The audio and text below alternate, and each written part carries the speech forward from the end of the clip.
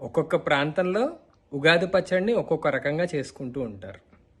ఇలా రకరకాల ఉగాది పచ్చళ్ళని చూస్తూ ఉంటే కొందరికి సంశయాలు కూడా కలుగుతూ ఉంటాయి. ఏమనంటే ఉగాది పచ్చడిలో అసలు అరటిపండు ముక్కలు వేసుకోవచ్చా లేదా అని. అలానే కొందరు ఉగాది పచ్చడిలో మామిడి ముక్కలు వేసుకుంటారు, కొందరు వేసుకోరు.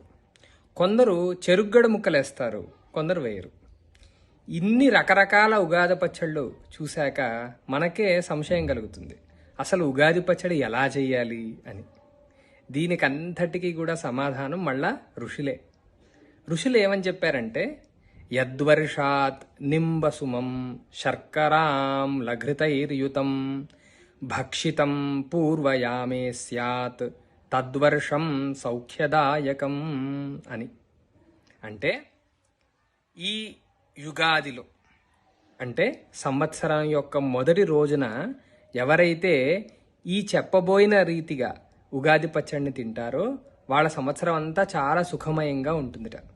దానిలో మరి ఏమేం వెయ్యాలి అని అంటే, మొదట నింబసుమం అన్నారు. నింబసుమం అంటే వేప పువ్వు. వేప పువ్వు దొరకని పక్షంలో మనం వేప చిగురుని కూడా వాడుకోవచ్చు. అలానే శర్కర అని అన్నారు. మనం శర్కర అనగానే ఇప్పుడు దొరికే పంచదారని వేయకూడదు సుమా.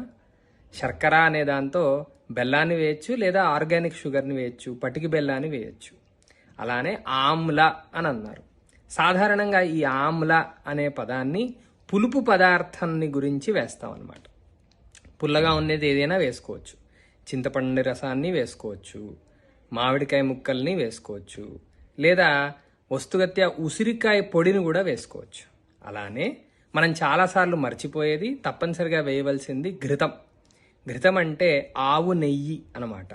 కాబట్టి ఇవన్నీ కలిపి ఉన్నటువంటి ఉగాది పచ్చడిని ఉగాది రోజున దేవుడికి నివేదన చేసి, ఉగాదిలో ప్రధానమైనటువంటి వాడు సృష్టికర్త అయినటువంటి బ్రహ్మ. కాబట్టి ఆ బ్రహ్మగారిని బ్రహ్మధ్వజన్ రూపంలో మనం ఆరాధించుకొని, మన కులదేవతలకి ఇష్టదేవతలకి ఈ ఉగాది పచ్చడిని నివేదనగా చేసి, అది గనక మనం స్వీకరిస్తే ఆ సంవత్సరం అంతా కూడా సుఖ సౌఖ్యాలతో హాయిగా ఉంటాము అని ఋషులు మనకి సమాధానం చెప్తున్నారు. ఓం శ్రీ గురుభ్యో నమః.